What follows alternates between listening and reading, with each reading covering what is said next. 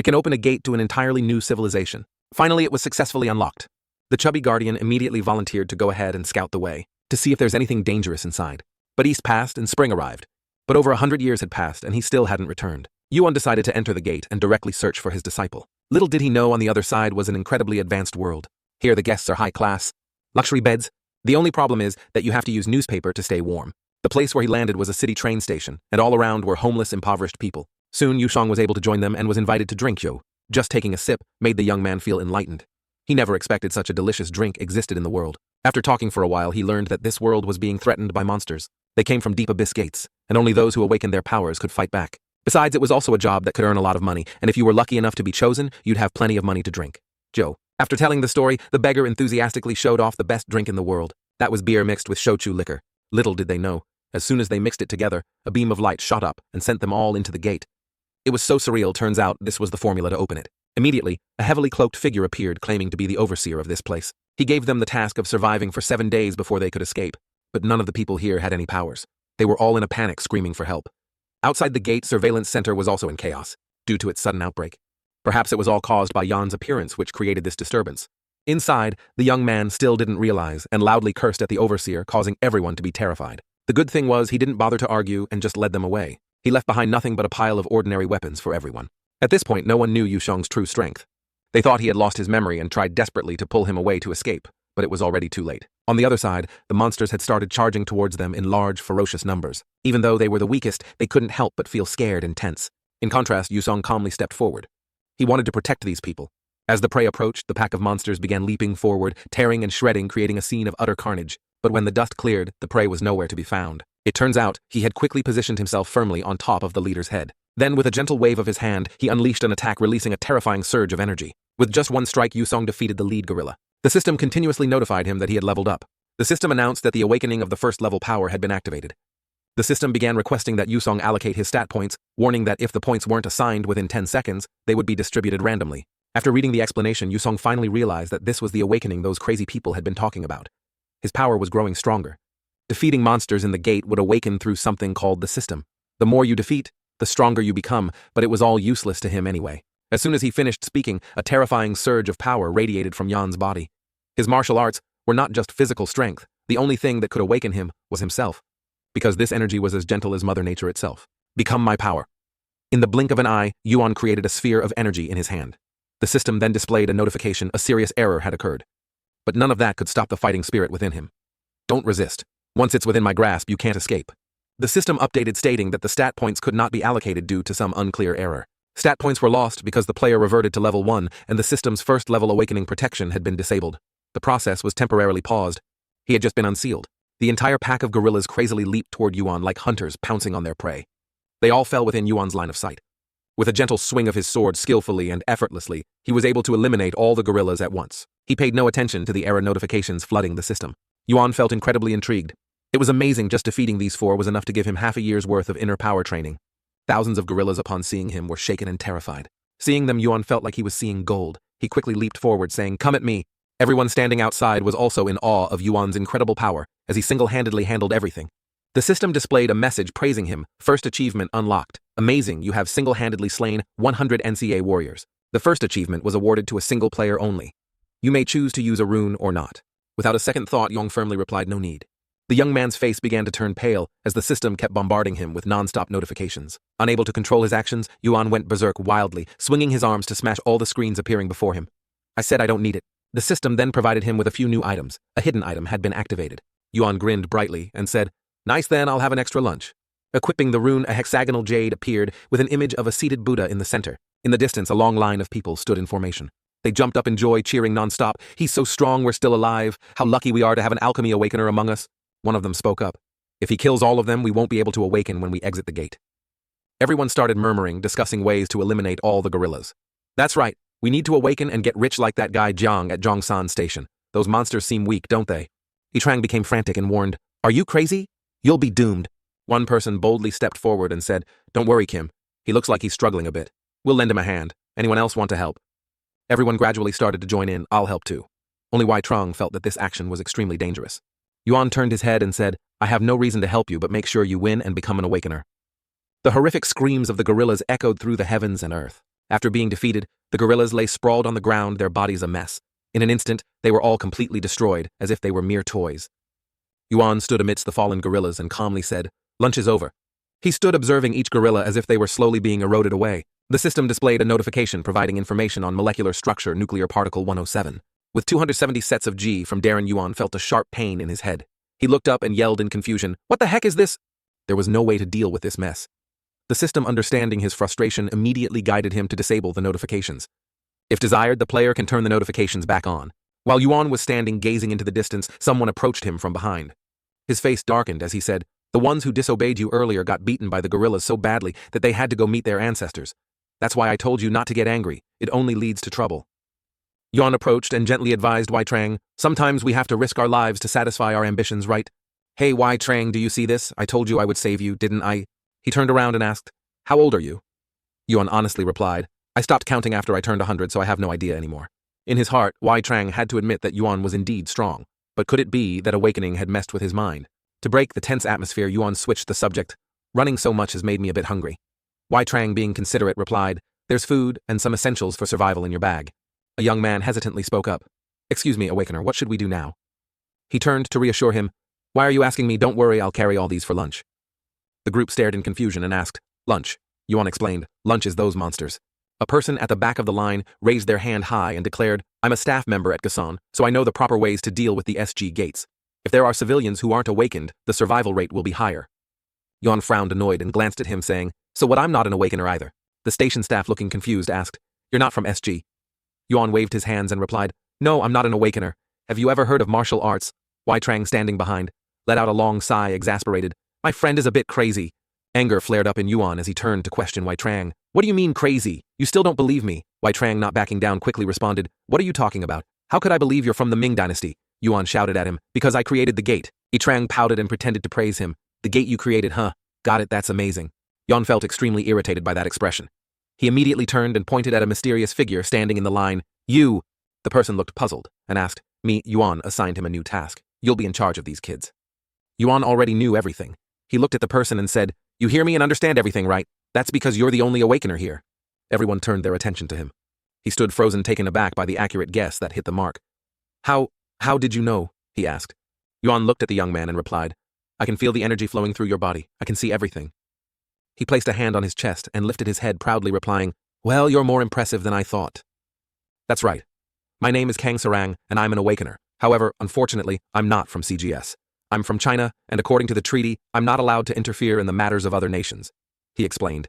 Yuan walked over and placed his hand on Sarang's shoulder, confidently saying, "If I say it, then it's true." Sarang hesitated, then replied, "But didn't I already say—" Yuan's hand tightened on his shoulder, and with a smile he asked, "Are you saying no to me? Is the treaty more important than your life?" Yuan asked, his voice calm but full of pressure. "From now on, you'll be the team leader. Got it?" Sarang felt a wave of fear rise as he sensed the overwhelming energy emanating from Yuan.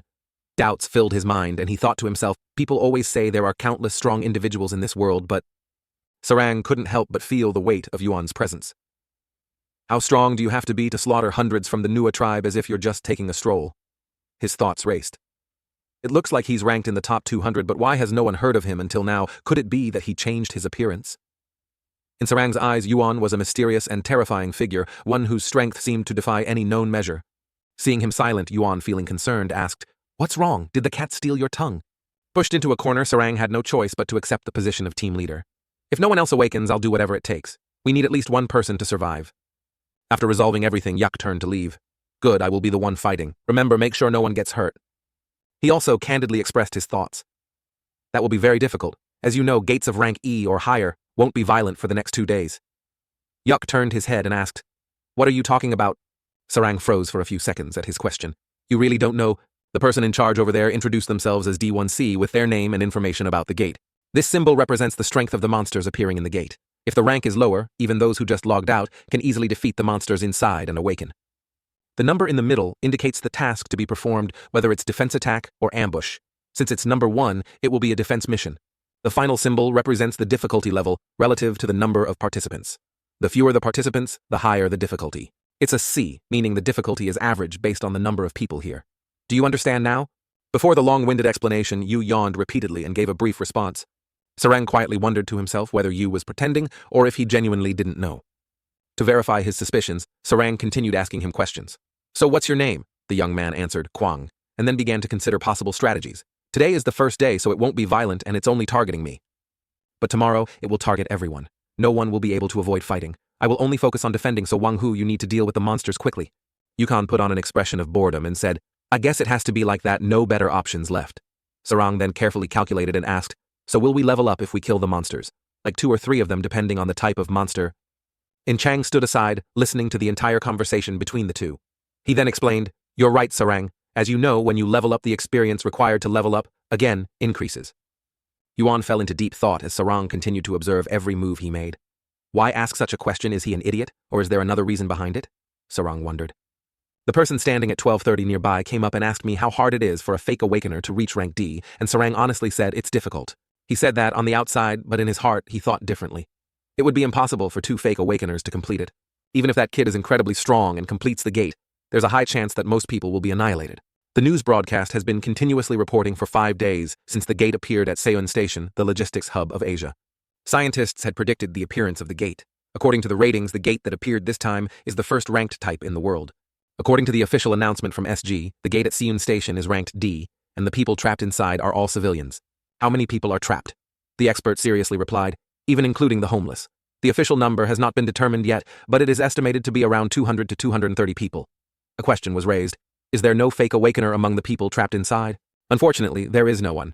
The public continues to monitor and update the situation, but the possibility of completing the gate is incredibly low. In the next 48 hours, if the mission fails, the gate will explode. Jihu asked about the evacuation situation for the subordinates within a 2-kilometer radius around the gate. He immediately reported that the evacuation within a 1-kilometer radius had been completed. However, some areas within the 2-kilometer radius had refused to evacuate. The evidence so far shows that the possibility of the gate exploding beyond 1 kilometer is extremely dangerous. Du Yanhu looked at the current situation and sighed. This is really going to be a headache. He was extremely outraged. Is the company more important than the lives of the people? Those officials are just hiding at home now. He turned around and gave the order. The department head will announce again. The reporters will arrive in 2 hours. If we send a fax email or call them beforehand, they'll just write headlines like, lack of understanding about security measures, and the gate is lost. The subordinate immediately received the order and replied, understood. Jinhu, worried, asked, have the identities of the homeless people in Gun been confirmed? Team leader Kim In-trang is also among them, the department head reported. Yes, Kim In-trang, a 43-year-old former soldier. Team leader Kim In-trang. He used to be a senior in the same division as me. Due to his sense of justice and inability to tolerate injustice, he was forced to retire from the military, but still earned the respect of others. After hearing a brief introduction about In-trang, Jae-hoo spoke up, saying it would be great if he could lead everyone to complete the gate. The department head continued telling him a few special points. There is no information about the strangely dressed person next to team leader Kim In-trang. I thought with that special outfit, it would be easy to find him. But he just appeared as if out of nowhere with no reports at all. It's already strange that his face isn't visible on the CCTV, but there are also countless other puzzling things. Jae-hoo turned his head to look at the screen and said, everyone knows he's trapped in the gate, so investigating is a waste of time. We have no choice but to wait. In 2 days when the gate opens, everyone inside will probably be dead. As time passed, news programs and social media continuously updated the situation, notifying the public that there were only 25 minutes left until the gate would close. For safety reasons, all reporters will begin evacuating from now on. We will continue to broadcast from the high-end cameras installed around Seoul Station. We hope everyone will pray for the miracle to happen. There are 5 minutes left until the gate closes, and the host was so scared that sweat was dripping down in beads. In the final moments, he used all his strength to scream out. The gate finally opened, and an immense source of power radiated, spreading throughout the entire train station. Jae-hoo stood inside, observing through the cameras placed along the path. He was quite surprised by what was happening. The gate didn't explode. Could it be that they've completed the D-rank gate? The sparks were appearing more and more densely with each passing moment. The gate created a whirlwind, pulling everyone inside out into the open. In the end, everyone was able to safely escape from that dangerous place. Those watching the live broadcast were also stunned. Completed it, I can't believe it. This is insane what's going on. They're alive, Sarang thought as he carried In-trang on his back. He realized that he had almost single-handedly killed all the monsters.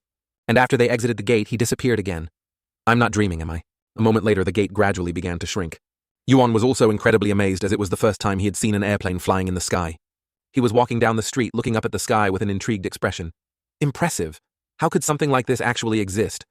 Kang Sarang had said that completing the gate was like a miracle. I had to quickly escape to avoid those annoying questions. But now, what should I do? He let out a long sigh and muttered to himself, maybe I should start thinking about it or find a way to make some money and get up to that thing flying in the sky. Yuan continued walking down the street, admiring the cityscape. Suddenly his eyes widened in astonishment as if he had seen something unbelievable. Yuan called out, "Scream." Suddenly his eyes widened in astonishment as if he had seen something. Yuan called out, "Scream." The man turned around curious, wondering who had called. Yuan asked again, "Scream, are you Scream?" His face turned pale as he realized that the person calling him was the high priest. When he realized he had identified the right person, Yuan excitedly reached out his hand, eager to greet him. "That's right, Scream, it's me. Seeing you here is unexpected," he said, genuinely surprised. Before he could finish his sentence, the man used all his strength to run as fast as he could to escape. "Help my legs!" he screamed. Yuan was furious. "This annoying bastard! How dare you run from me? You're as good as dead now!" Yuan stood frozen, watching Scream's back as he ran. But the way he was running in circles seemed to resemble someone who had never undergone martial arts training. In the past, if Scream had tried to escape on purpose, I would have had to use 15% of my internal energy to catch him. Maybe he's not actually Scream. Even though his face looks similar, his overall appearance seems off. His posture is a bit hunched, and his belly sticks out quite a bit.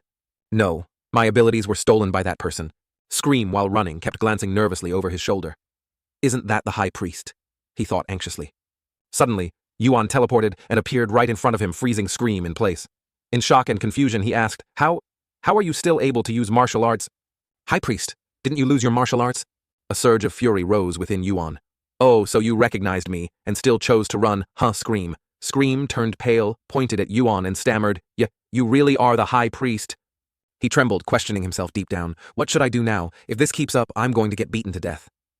To avoid punishment, Scream quickly dropped to his knees and bowed his head to the ground in apology before Yuseong, the high priest of the heavenly demon sect, the greatest under the heavens. People passing by couldn't help but glance curiously at the two. What's going on? Are they filming a YouTube video or something? Is there a hidden camera? Only clout chasers would do something like that. Hearing those comments, Scream's face turned red with embarrassment. This is so humiliating. Kneeling in the middle of the street at my age. How did it come to this? He muttered to himself and slowly got back on his feet. But it seemed as though an invisible force was pressing down on Scream's entire body, making it impossible for him to move. The high priest's internal energy was applying pressure on him. To do something like this, he must at least have mastered the basic principles. Scream gritted his teeth, begging Yushong in humiliation, "Please, let's go somewhere else. Let's find a quiet place and talk there." Finally, Yuan and Scream entered a cafe. They sat facing each other, but neither of them spoke a word. Scream silently thought to himself, "I've lived here for 22 years, and I've forgotten most of Zhongyuan except for a few people. I might not remember everyone's face, but there's no way I could ever forget the high priest's face. The last time I saw him was when he was just in his early 30s. Back then, he looked like a young man." Yuan turned his face towards the door, then spoke up. "Forget about the fact that I'm glad to see you. If you don't give me a good reason for running away when you saw me, you'll die here today." Scream shuddered, feeling a chill run down his spine as he heard those threatening words. How can you say such terrifying things with such a calm face, he thought now, feeling as if he were sitting on a bed of nails. Think, Scream. Think fast. Scream became hesitant, struggling to come up with an excuse. I need to come up with something, he thought, trying to find a reasonable explanation. I thought I was seeing an illusion, Scream stammered. Yuan, with a stern expression, asked, An illusion? I thought I was seeing an illusion, Scream said. Yuan, with a stern expression, asked, An illusion? Scream then revealed the burden he had kept hidden for so long. Yes, after I came to South Korea, I imagined seeing you for a long time. But whenever I got close, it would vanish just like air. That's what I thought was an illusion. The tension of not being able to return to his homeland, as the representative had said, felt like a demon in his heart. The high priest reminds me of my homeland, which is why your image keeps appearing over and over. Running away was the first step in trying to cure this illness. Since then, whenever I face a ghost, I ignore it and run away. Yuan nodded and said, I understand now. Seeing that Yuan could easily fall for his trap, Scream felt a sense of triumph, as if he had succeeded. He couldn't stop playing the role of a pitiful victim, saying one last time, I haven't seen a ghost in a long time and I've been struggling with it. So when a shadow appeared, I quickly ran away. I'm sorry. Yuan sat there contemplating him. Now that I think about it, I also learned Korean quickly using Mander's method. But Scream, on the other hand, probably hadn't experienced that. Wandering for many years like a stranger, he might have awakened the inner demon within himself. Moreover, losing his martial arts skills might have led to a weakening of his ability to adapt, affecting his mental resilience as well. Right now, Scream's soul was completely empty like a barren field. The staff member standing at the counter spoke up. Excuse me, gentlemen, could you please order something? Scream quickly grabbed the menu and responded, Yes, we'll order right away. He handed it to him with a cheerful expression and asked, What would you like to eat? Yuan, confused, asked in return, What kind of place is this? Scream patiently explained, It's a cafe. This is your first time at a cafe, isn't it? Yuan answered honestly, Of course. I've only just officially discovered this world today. Scream blinked his eyes wide with curiosity. But how come you speak Korean so well? Yuan replied, Don't you remember among Mander's techniques there's one that helps you learn languages? So the two of them continued chatting back and forth. It seemed the high priest had just left the heavenly demon sect yesterday, or more precisely, it was only yesterday that he had. The staff member, although smiling warmly on the outside, felt incredibly frustrated on the inside as the two of them still hadn't ordered anything. Yuan stared at the menu intently and Scream kindly offered, "Shall I explain?" But the young man bluntly declined, saying, "No need."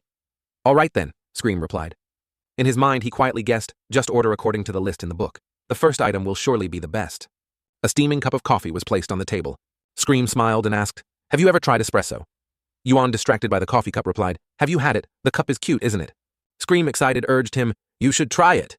He was eagerly awaiting to see how the high priest would react when trying espresso for the first time. He lifted the cup of espresso to his lips, but hesitated, wondering whether he should take a sip or not. After taking a sip, Yuan's expression seemed surprised by the taste of the drink. Scream felt something was off and thought, "What's going on?" No reaction. "It's supposed to be pretty bitter the first time, right?" Suddenly, Yuan spoke in a serious tone that startled Scream. "Don't say anything, just listen." Scream could almost instinctively guess, is he trying to read my thoughts? Yuan asked angrily, "Is it poisoned? Someone must have slipped poison into the cup. It seems like someone is targeting you." Scream's face turned pale as he heard those chilling words. Yuan, like a professional detective, pointed at the cup and speculated, "It seems this was the work of a formidable assassin." "Just pretend like you're about to drink it, but don't actually drink," Yuan said, as a bit of espresso still lingered on his finger. Seeing Scream sitting still like a statue, Yuan anxiously asked, "Have you been poisoned? If so, blink twice." He sat there helplessly, calling out, "Master."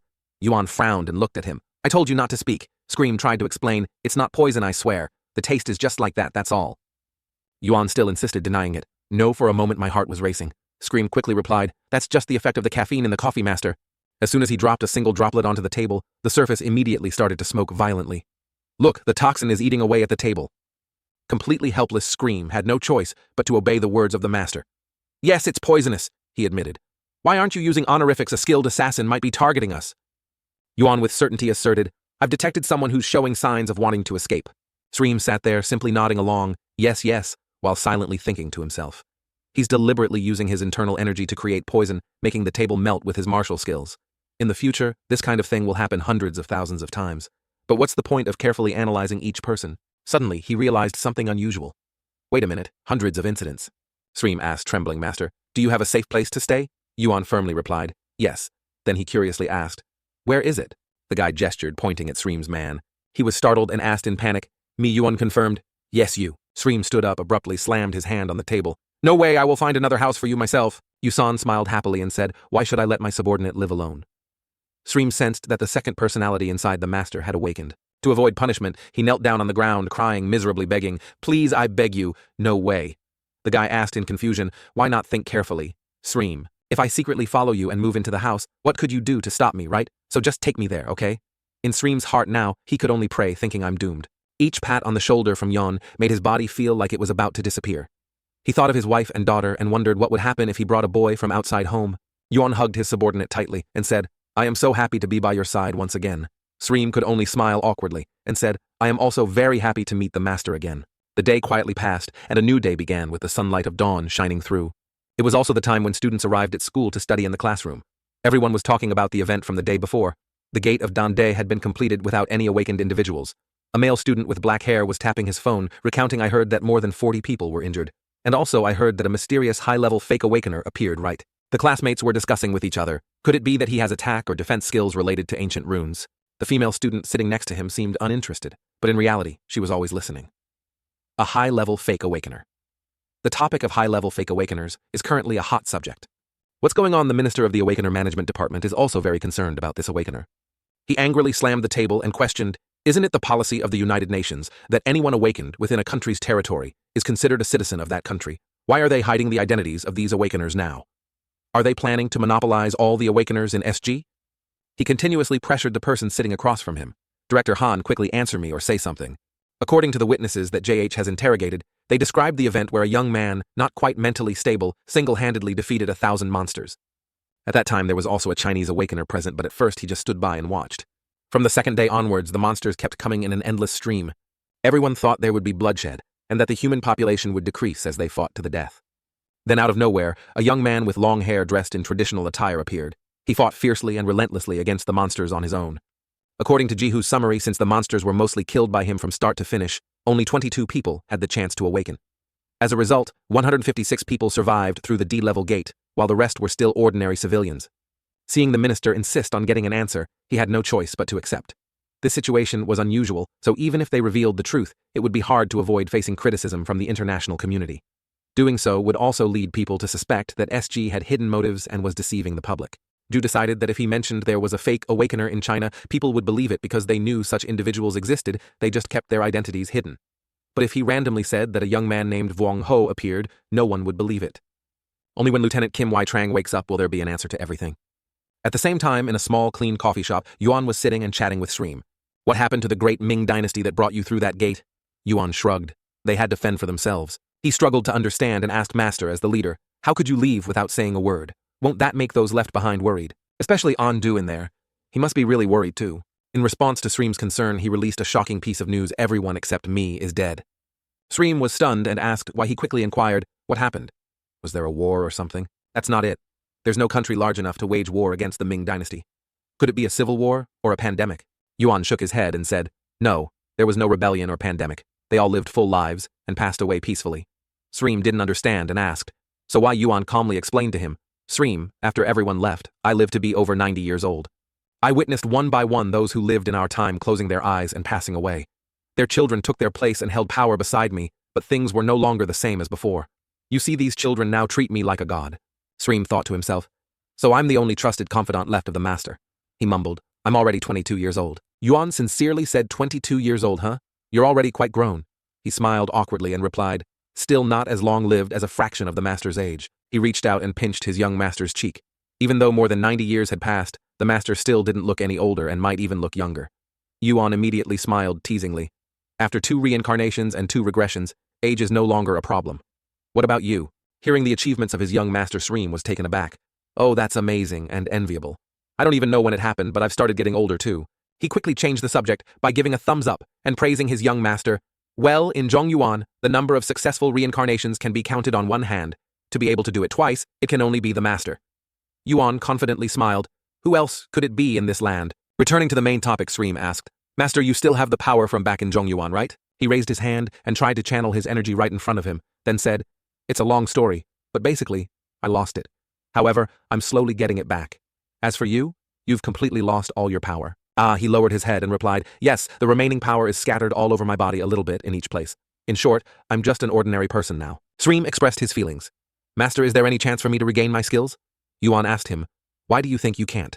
Shreem explained the difficulty he was facing, saying that the energy here is too polluted and would not be beneficial for cultivation. The master stroked his chin, pondering. You're right, I haven't been able to cultivate recently either. I wonder if there's a place with purer energy. If we can cultivate there, it would help eliminate the impurities, making cultivation much easier. Shreem was so happy that he stood up abruptly. Really? Master.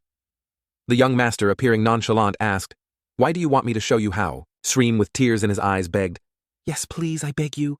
Yuan, with a calculating expression, asked him, are you serious? Does that mean I'll have to live in your house?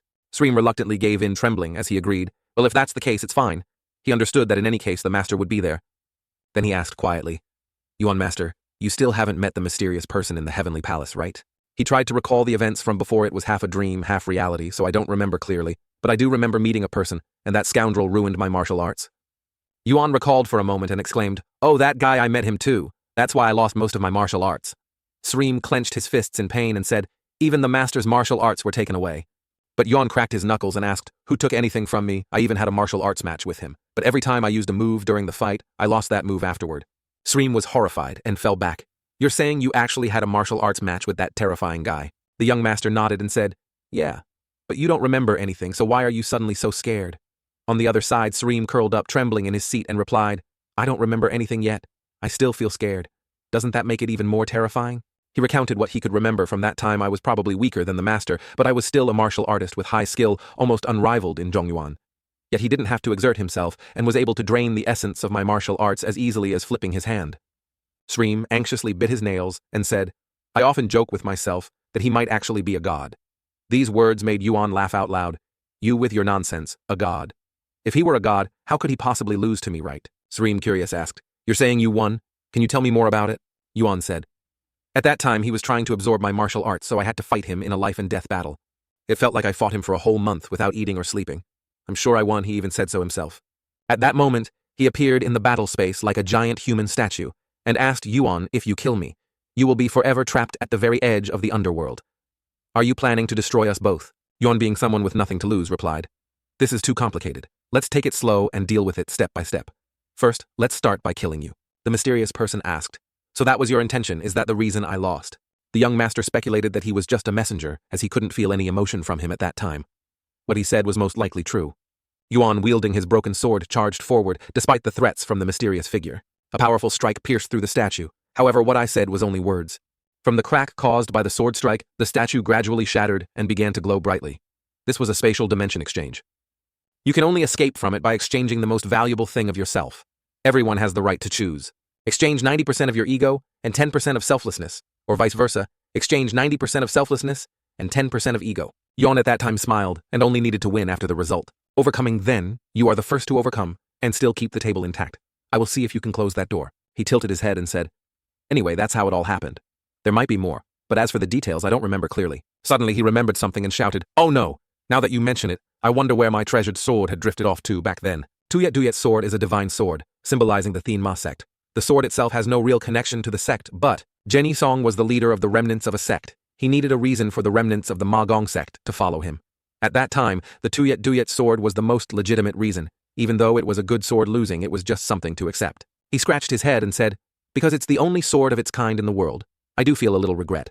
Sreem knew his sect leader's personality all too well, so he exposed the truth and said, you call that just a little regret, but without the Tuyet Duyet sword, you can't use Tuyet Diet energy, right? Yuan shook his head and said, I just can't use the secret technique the first half, and the last part of the 12 seconds can still be used normally. He asked further. So, in the end, did the sect leader trade 90%, including the Tuyet Duyet sword and inner power, along with 10% of something else? Yukon gave up and said, I really don't remember. Probably that's it now. I understand why my Dantian feels so empty, but it doesn't seem like it was consumed during the fight. Sreem was curious but then asked, so what was the other thing that got traded? The young master didn't really care and replied probably nothing special, but then he said, if it wasn't special, I would have chosen to keep my inner power, so it really wasn't anything special. Yu crossed his arms and thought, that does make sense.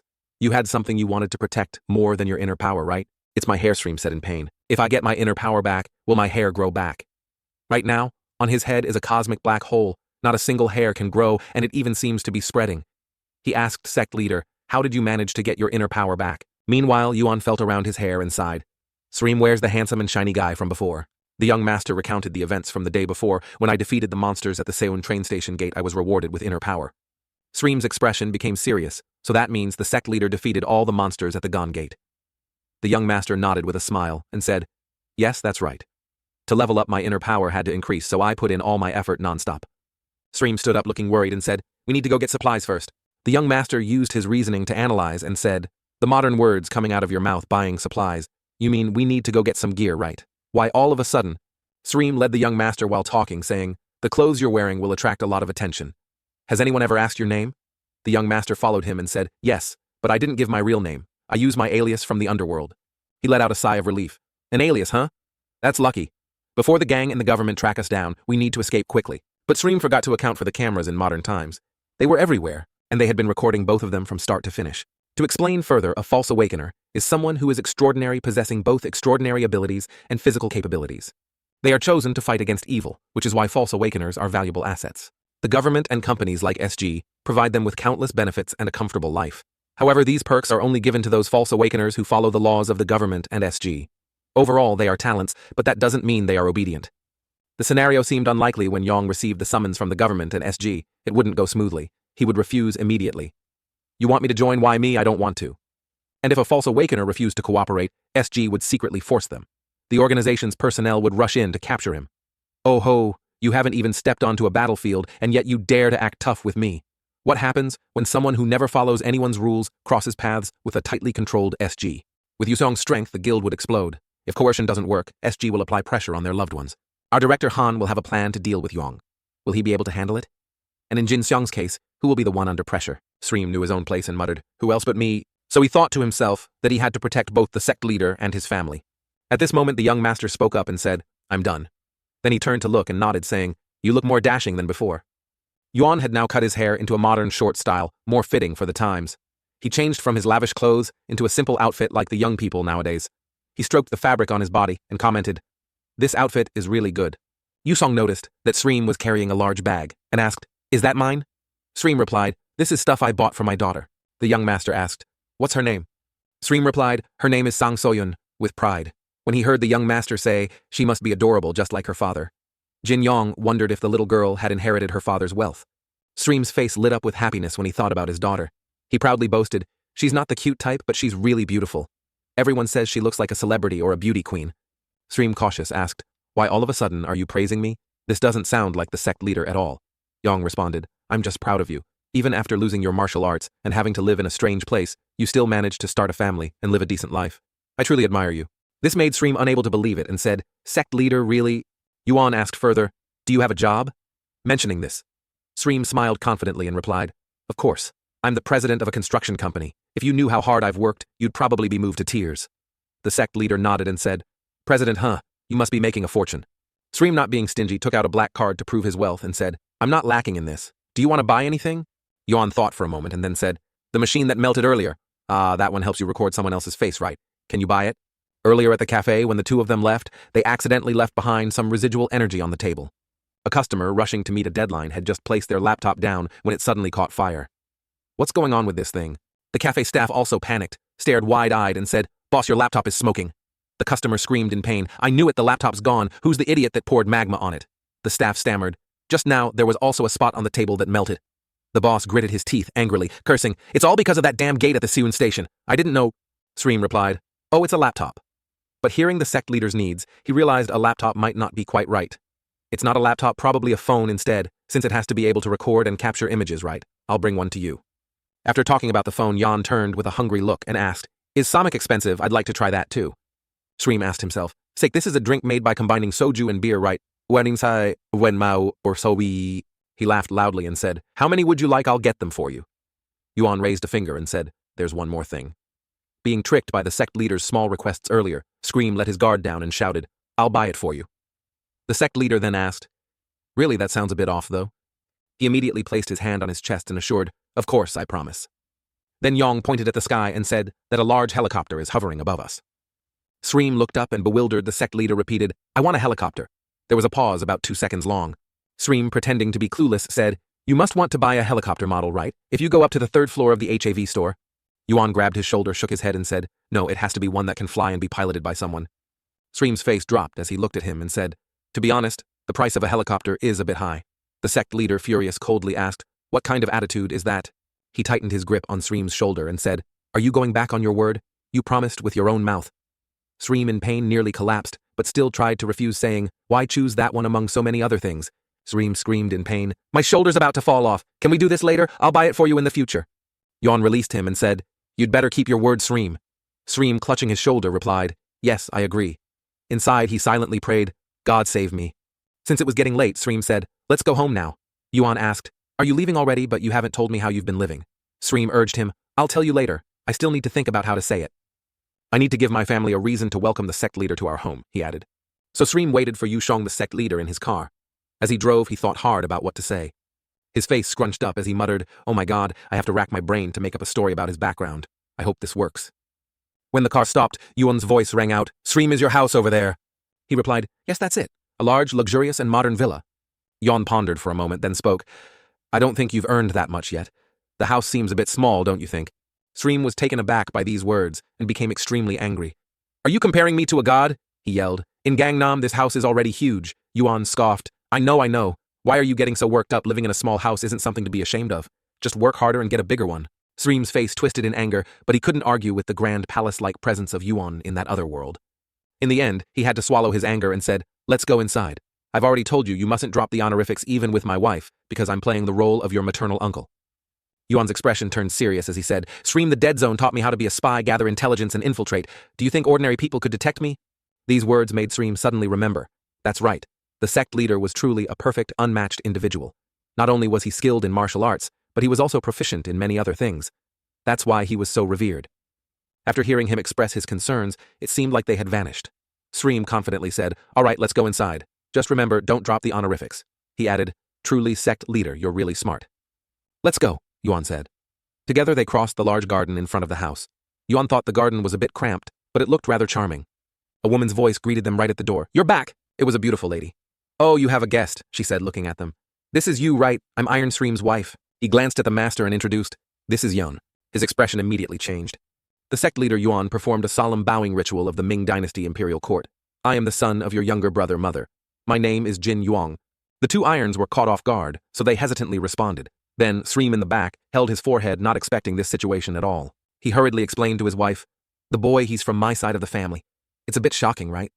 You see, Sreem and his wife pulled each other aside to talk. Finally, with a pleading look, Sreem asked his wife, "Anyway, what's done is done. So from now on, can the boy live with us, please?" His wife stayed silent for a moment, making Sreem worried, not knowing if it was working or not. Who would have thought his wife would smile brightly and say, "Sure," he was surprised. Sreem grabbed his wife's hand. "Wait, I do want to, but why?" He asked why, but she smiled gently and said, "I can't refuse your close relatives." All of Sreem's tension was healed by his wife. While leading Yuan into the house, the two irons told him to talk to So-Yu himself, since the girl needed to know she had a cousin. As they entered the house, Yu rushed in and said, following her politely, "Yes, aunt." Sreem looked at his wife, calmly accepting the situation, as tears streamed down his face. Even though he had come up with a very detailed excuse, he was grateful to have such an amazing wife. He was deeply moved and thanked her. "Thank you, my love. I will regain my strength and become a wonderful husband to be worthy of you. I will grow back the thick hair you like." While he was angrily dancing, the two irons silently thought to themselves, "He thinks he's naive for believing that lie, but he's really adorable." The three of them carried Yuan's belongings into the house. As they walked, the two irons asked, "How old is our grandson now?" Yuan almost blurted out 100 years old. Then Sreem shouted loudly, "Oh, he's 18, the same age as Soyeon." The two irons nodded and said, "Really, that's great." She suggested that he should go to school with Soyeon. Sreem stammered school. She briefly introduced to the sect leader the name she had before marrying Aunt was U2IR. But from now on, don't stand on ceremony with Aunt, just call her Aunt as usual. Yuan politely knelt on one knee and replied, "I understand, Aunt." The two irons quickly stopped him. "You don't need to kneel." Then she looked at her husband and said, "I'm going to call Soyeon for a bit." The two of them remained silent, waiting as Sreem's wife went upstairs. After she had gone upstairs, Sreem immediately stepped forward and asked sect leader, "Why are you speaking so formally? Do you want her to find out you're lying?" Yuan asked, "Isn't it supposed to be like that when talking to Aunt Y?" Now he remembered where his sect leader was from. He asked, "In the palace, do they address each other like that?" No, contrary to expectations, Yuan nodded and said, "Yes." Sreem shrugged and said, "Well, from now on, just speak politely or at least less formally like I do." As for her, the second iron, she wasn't so easily convinced. All this time, her husband had told her that his entire family had perished in a major accident and that he had grown up in an orphanage. But suddenly, a grandson appeared. How could that be? She silently recalled that now he was the CEO of a construction company, but when we first started dating, he was just an ordinary construction worker. Since becoming the CEO, he had become a bit unusual, as if he came from a different culture. He lacked basic knowledge of the most common innate habits of Koreans.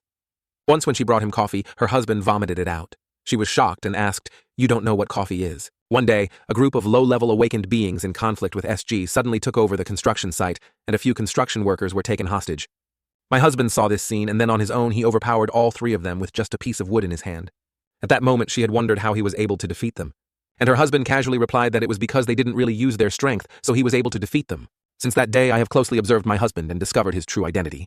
The second iron confirmed that it was true, my husband is from North Korea. At first I was worried, but he has completely severed ties with North Korea and has now become a family man. She looked at Yong sitting and talking with her husband in the living room, and thought, perhaps that boy is also a spy, meaning a secret agent or an operative sent by the Democratic People's Republic of Korea to the Republic of Korea. He could be the son of a comrade he accidentally met, or he might even be a real relative, but they don't look alike at all. In the living room, Yuan asked, "You're the head of the family, but you need your wife's permission for your nephew to live with you. Isn't that a bit strange?" Sreem explained that it was because the social environment here is different from that of the Ming dynasty. There are no kings or emperors here. Yuan was surprised and asked, "So who is the king here?"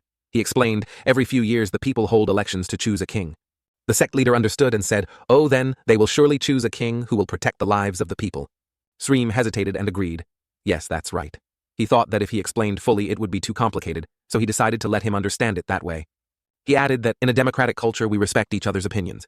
This system has deeply rooted itself in this world, so even within a family it's the same. Yuan crossed his arms and replied, "I understand now." The two irons could faintly hear them talking about democracy. She covered her mouth, choking up because he was from North Korea and wasn't familiar with democracy. Right. Sreem continued. "There's one more thing, sect leader." Yuan looked at him and asked, "What is it?" Sreem's expression turned serious as he warned, "Never get involved with a good girl. She's very beautiful, just like my wife." Sreem's expression turned serious as he warned, "Never get involved with a good girl. She's very beautiful, just like my wife." Yuan smiled and smirked. "I understand now. I won't do that." Sreem suddenly jolted. "Oh, I've seen that expression before, but when was it?" He thought back to a time before his sect leader was surrounded by an army. The enemy general had said Jin Yuan. The leader of the demonic sect had broken the world's peace. Quickly, Jin Yuan knelt down to show respect before the emperor. At that moment, his sect leader high above also smirked and spoke in a disdainful tone. Kneel down to me, huh? Exactly the same as his current expression when he said, I promise you I won't ever touch her. Sreem furrowed his brow in doubt, thinking, as if I would believe that expression of yours. He felt confident when thinking about his daughter. Just walking down the street, his daughter had already received business cards from talent search companies. He had also heard that the whole school lined up to confess their feelings to her. Of course, the sect leader from the palace probably wouldn't know about any of that. Suddenly, his eyes brightened. Wait, the palace? He suddenly asked sect leader, my wife is really beautiful, isn't she? Yuan, not understanding, simply replied, oh, is that so? Sreem sensed from his attitude that he understood. You think my wife is ugly in this world, don't you? Yuan remained silent, not denying it. He covered his mouth and coughed, saying, I never thought that way. I don't judge others based on their appearance. He became frustrated and exposed the sect leader, saying, then why were you coughing like that? Also, your reaction was way too late. He slammed the table in anger and muttered, you bastard. Why are you suddenly speaking so rudely? You're just a little over 50 years old and you're already talking about my daughter and wife like that. Kang RM wouldn't hesitate to do anything. Yeah, I'm glad you're a 100-year-old monster. You're already 1 foot in the grave. My wife is a very beautiful woman, and here the standards of beauty are different. In this case, you can't apply the standards of the Ming Dynasty palace to her. Yuan ignored him and said, I understand. Sreem hurriedly added, so you admit that she's beautiful, right? This situation was both similar and different from a palace interrogation. Sreem, the jailer, kept asking, what about my wife? While Yuan hesitated and stammered, your wife. In the end, he blurted out, she has a really ugly face, I'm sorry. Okay, and Sreem angrily shouted, get out of my house, you damn sect leader. Yuan tried to convince him. Think about it, Sreem. Isn't this a good thing? He said, if your daughter looked like your wife, I wouldn't want to go near her. Sreem seemed enlightened and exclaimed, oh well, that makes sense. That evening at the Lu Jinthan Island airport. In the busy crowd, a secret meeting was taking place. A tall young man stood upright and said, apologies for keeping you waiting, Sir W. On. The person opposite replied, sit down. Kang Saryon Special Combat Support A-Level, your mother is Korean, and you participated in the gate sweeping operation in Jisun, correct? Saryon nodded and said, yes, sir. The person opposite gave an order report. Saryon presented his report in a clear and orderly manner, saying, I was only unintentionally involved in the gate sweeping operation. At first all the words from your mouth have already been arranged and prepared before coming here, so they are all accurate and specific. Big Boss Guong asked, how strong is that prince? What is his estimated level? You is the head of the SG organization from China. Remembering Yong's expressions at that time, Saryon hesitantly said, if I'm guessing right, then it must be over 200. Saryon thoughtfully explained further the highest level of high-rank climbers is 100, not 200, but he said the only thing that felt strange about him is that he seemed to know nothing about the system. This guess is a bit silly, but maybe he's a high-rank climber who has lost his memory. Wong directly objected that's impossible. He asked what Sir the Big Boss then said profoundly. When you blend fruit, the leftover pulp sticks to the blade of the blender. The ridiculous thing is that on the same day that leftover becomes thick, like juice. Saryon was dumbfounded, hearing that fruit juice, what? The Big Boss changed his sitting posture and gave the order, Kang Saryon. From now on, you will belong to the Civil Security Management Team, number 5. Team number 5 has not been established yet, so we will arrange it soon. He was extremely surprised. Civil Security Management, what? The responsibility of the Civil Security Management Team is to handle cases of assassination control threats, acquisition, or murder at the gate. This is one of the most important positions in SG China. He understood that someone like him, a supporter, wouldn't have a place there. So why was it him? Goel Ong's voice emphasized that the goal of Team number 5 is to make the prince disappear from this world. While they were discussing life and death about him, Yusong was sitting in Kang Ram's house, curiously looking at the big TV. His face was shining as he watched several pictures moving on the screen. In the evening, Yu2 Iron lay tossing and turning, unable to sleep, so he turned to call him. The old man, who hadn't slept yet, replied, what's up? She said she was afraid Yuan might have trouble sleeping in an unfamiliar place, so she suggested, how about you sleep with him tonight? He replied, I was thinking the same thing. So can you come over right now, he asked, thinking to himself that his wife really was an angel in every sense. Then he wearily grabbed a pillow and went to his room. Before he could even knock on the door, Yuan opened it and asked, what's the matter coming over here? He replied, did you know I was coming? You must have accidentally overheard me and my wife talking downstairs, right? He said, you think I'm so careless and oblivious. As soon as I sensed you, I just opened the door, so don't worry. Sreem thought to himself, the leader can hear all sounds within a 500-meter radius. From the sound of people whispering softly into each other's ears. Even the sound of insects crawling underground, but since all the sounds happen at once, it can easily lead to mental exhaustion. Even though he has trained his brain to process only the necessary information, if he were to focus on hearing all the sounds in this house, it would be quite uncomfortable. Then he asked, is the room comfortable? He replied, it's fine, it's soft and comfortable. Once I lie down, I don't want to get up. He explained, it's because there's something called a spring inside. He casually replied, this world really is full of temptations. Let's just say there are so many devices for humans in this modern era. Sreem explained, Although there's no magic in this world, on the other hand, science and technology are incredibly advanced. Yuan nodded. Yeah, that's what makes me so curious. Then he continued. So why is there no martial arts here, or has it been lost over time? Sreem immediately replied. The most likely possibility is that from the beginning, this world never had anything called martial arts. By the way, do you know where this place is? Hearing that the other person was confused and said, Your house, where else? But Sreem responded, No, I mean in terms of geography. This place is the southern part of the capital of Goryeo. In 1392, the Goryeo dynasty collapsed, and the Joseon dynasty was established. By 1910, it collapsed as well, and after that, the Korean Empire and the Republic of Korea were formed. We are in the Republic of Korea in the year 2022. So this is the world of the future, Yuan said while thinking of a future world full of optimism and hope. He thought of Sreem helicopters, convenient transportation, and high-tech machinery. However, Sreem's words immediately extinguished his visions. It's not the modern kind of future. This place is very different from where you and I once lived. The world of the future is heading towards destruction. Houses are small, and the beliefs of the leaders are all a scam. I'm just a bald, arrogant guy. He continued. Do you still remember the name of the first emperor of the Ming dynasty? The leader here is named Duanjiang, the same name as the founder of the Ming dynasty. At this point, Yuan immediately asked, Duanjiang, but the first emperor's name was Zhu Yuanzhang, right? Sreem immediately replied, even among the princes in Cao, there's no one named Jin Yuan. So they're not actually from the royal family. If my hypothesis is correct, then the two worlds were originally twins, but... He hesitated for a moment, his face darkening as he continued. It seems like one side underwent an event that caused energy to be lost, which is why science found its place and advanced rapidly. As soon as he finished speaking, Yuan smiled cheerfully and agreed. It's quite fascinating. Sreem shyly replied, It's really interesting, right? Then he continued, So what about the gate? As he spoke, he also remembered the comment he had left yesterday the first time he went in. It was amazing, really incredible. The inner energy is so great, it sticks in your mouth, and anyone who wants to try the unseasoned inner energy must come here. Then Sreem continued to explain. Leveling up inside the gate will grant you inner energy and aura similar to it. This is a phenomenon that only appeared a few years ago, and no one knows the cause. Seeing this, Yuan asked, Have you ever been inside the gate? The other person replied, Usually the gate is managed by an organization called SG, so there are always people coming and going. But is it true that you'll be rewarded with inner energy when you level up? Yuan replied, When you level up, you can add stats to your inner energy. By the way, let me tell you, with the current situation, you'll probably have to cultivate 2 cycles of the kanchi, meaning you'll need to train for 120 years. Seeing such a terrifying number, Sreem's eyes widened in shock, and he anxiously asked, 2 cycles of the kanchi. Then he sighed and said, Without inner energy, it's going to be really hard for me.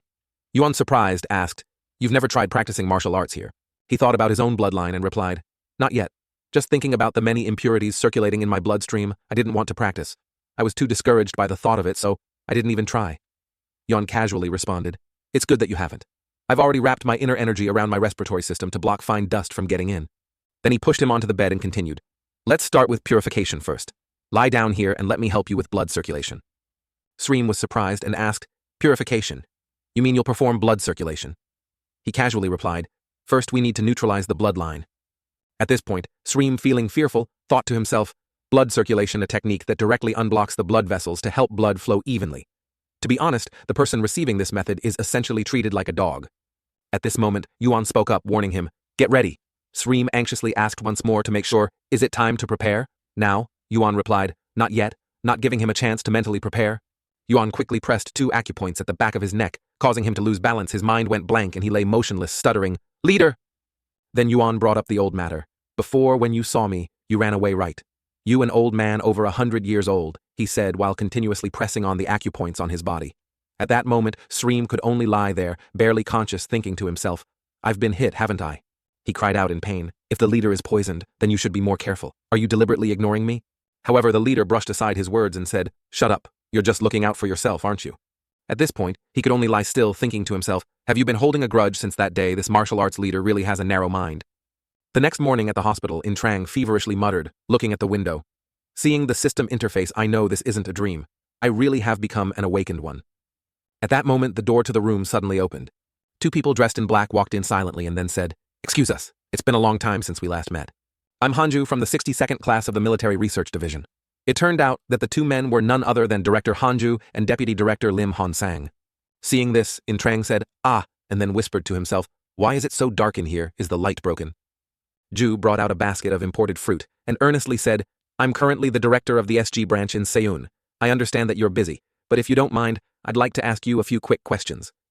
Seeing his demeanor, Trang, looking irritated, raised his voice and said, I know already, stay away from me. A moment later, Han Sang, standing outside the room, spoke to Ju. So the rumors are true. The person, actually a boy named Wang Hu, destroyed all the monsters in the gate with his tremendous power. Ju, deep in thought, responded, Yes, that's correct. The story of the senior has completed the incoherent reports we had gathered. Seeing this, Han Sang hesitantly asked, So, have you discovered anything? However, Ju gave him a sharp look and instructed, Deputy Director, you'll need to try much harder. What could be the reason he disappeared when, at this point, an awakened one with the power of a high-tier mercenary would become a hero? The only answer is clear: he is someone from the SG Vanguard team. Upon hearing this, Han Sang was also surprised. Someone from the SG Vanguard team. Could it be that Wang Hu is an awakened one that the Vanguard team is hiding? Could he also be their secret weapon? He anxiously continued. They've hidden him because being involved in the current race to find powerful awakened ones could lead to them being monitored. Hu also continued to agree, despite the nurse on the other side looking at them with a fearful gaze. The mysterious actions, lack of social knowledge, strange appearance, speech, name, gender, and even beauty, everything is a lie. On the other side, Yuan, while eating, suddenly felt an itch in his ears. The two of them continued, one throwing out ideas while the other caught them. The only standard we should rely on when searching for him is his absolute power. From now on, we should call it the target, because revealing his name will distort our conclusions and ruin our imagination. Seeing this, Han Sang excitedly said, That's just like the director, always respectful of others. However, Dui Hu stopped him. Don't get ahead of yourself, Deputy Director. At this point, Han Sang suddenly froze, then remembered, Wait a minute. That's right. The reason he saved the civilians also makes sense now. Di Hu also gave a faint smile and continued speaking. Of course, Deputy Director, you're right about that. To change a system first, you must win the hearts of the people so that they will follow. It's said that SG can't do what they did. Maybe this is truly the beginning of the grand conspiracy of the anti-SG group. Hearing that, Han Sang trembled and stammered, No, the false awareness system of SG will soon collapse. That's truly terrifying. Suddenly, his phone vibrated, making Han Sang angry. Who's calling at this exact moment? After answering the phone, he quickly replied, Our director has just received high-priority information from Cao. He says the target speaks with a local accent similar to the people in Arla province. Seeing this, Jae-Hu quickly urged, It seems serious, let's go to the scene now. Deputy Director Han Sang, upon hearing the command, immediately responded, Yes. At LF Construction Company, the employees and Director Sang were meeting.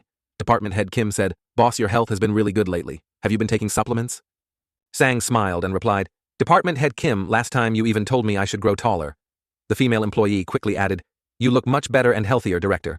Director Sang eagerly asked, Really? He heard his subordinates complimenting him non-stop at 102:56, but secretly thought to himself, It seems like the cleansing really works. Back to Yan, recently the leader has been immersing himself in TV and the internet.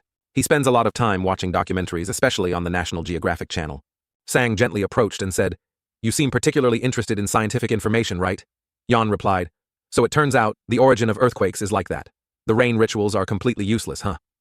Then, Director Sang 10323 began to tell him about himself. The most surprising thing was that the Earth is spherical. At first, when people told me that, I actually thought this world was really crazy. Leaning back in his chair, he replied, You don't know, I know about it. Sang continued, Don't lie. People call that empty barrels make the most noise. You quickly approached and recalled, Do you still remember what you said when you had to go to the west? You said, What if you slip and fall off the cliff? At that time I told you, Don't worry about it, there's a cliff. Director Sang said, Aren't you comforting me? You asked, How did you know I didn't even know the Earth was spherical? Hearing that, he slowly confessed, In my free time I often fly to the highest point to enjoy the view. This skinny guy can be how overpowered. Just casually waving his hand already shattered the power measuring machine. Unleashing a bit of aura already made the enemy disappear. Even the Beast King met him and had to give up his heart. Turns out back then, he was the celestial demon sect leader Yuan, an existence even more powerful than the Emperor. But standing at the peak of this ultimate drama made him very bored. While he was complaining, the Guardian came to show off a very interesting stone. It was the alchemy stone. Just by pouring spiritual power into it,